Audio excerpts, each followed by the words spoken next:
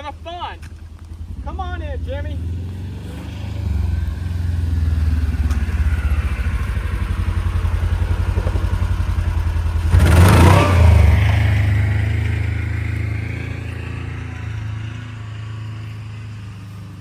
As you can see, it's got some dirt in there.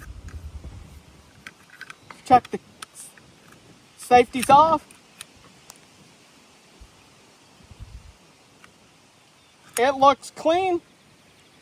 Got a little bit of dirt on it, but in total, it looks good. It still weighs and feels like a brick.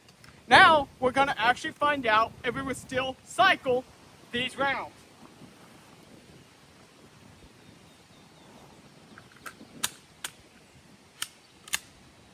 It actually cycled better after getting ran over.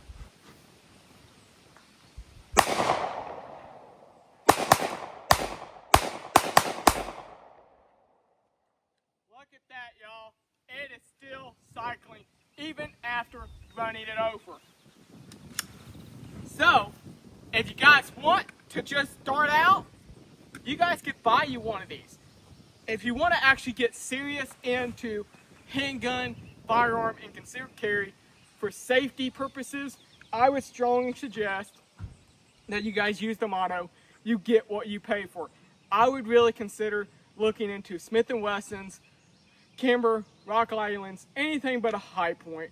If you guys are really interested into something that's really good for concealed carry, the Bodyguard 2.0 380 ACP from Smith & Wesson.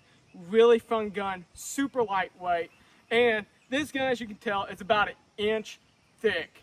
The 2.0 380, it is less than a half-inch thick, as well as the Springfield that I carry a lot of times. It is only 0.9 inches thick. Hey, God bless, like and subscribe. I'll see you next time.